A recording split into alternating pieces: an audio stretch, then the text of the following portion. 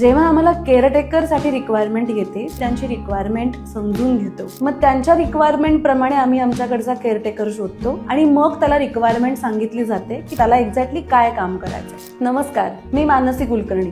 गेली 5 वर्ष आधार सर्व्हिसेसच्या माध्यमातून आम्ही केअरटेकर सर्व्हिस प्रोव्हाइड करतोय. आज गेली 500हून जास्त केअरटेकर आमच्याकडे सर्व्हिसेसमध्ये कामाला आले आहेत आणि गेले आहेत. जेव्हा आम्हाला केअरटेकरसाठी रिक्वायरमेंट येते, त्यावेळेला आम्ही आधी त्यांची रिक्वायरमेंट समजून घेतो. त्यांच्याशी पूर्ण वेळ काय करायचं आणि काय करायचं नाही केअरटेकर सर्व्हिस घेत असताना हे आम्ही त्यांना एक्सप्लेन करतो. मग त्यांच्या रिक्वायरमेंट प्रमाणे आम्ही आमच्याकडचा केअरटेकर शोधतो. त्या केअरटेकरची माहिती त्यांना दिली जाते.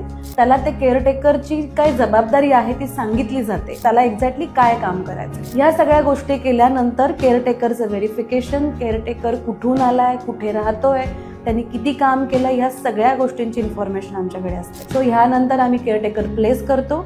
प्लेस केल्यानंतर त्याला एक 8 दिवसाचा ट्रायल पिरियड दिला जातो. ज्या ट्रायल पिरियडमध्ये तुम्ही केअरटेकर कसा काम करतोय, त्याचं पेशंट बरोबरचं बॉन्डिंग कसं होतंय किंवा त्याची घरातली वागणूक कशी आहे, त्याला त्या कामाबद्दलची किती जाण आहे, या सगळ्या गोष्टी अनालिसिस केल्या जातात आणि मगच ती केअरटेकर सर्व्हिस पुढे चालू ठेवली जाते. सो अशा अनुभवी आणि प्रशिक्षित निरोगी निर्व्यसनी केअरटेकरसाठी आधार सर्व्हिसेसला तुम्ही नक्की कॉन्टॅक्ट करू शकता. कारण केअरटेकर ही फक्त सर्व्हिस नाही तर ती एक जबाबदारी आहे. धन्यवाद.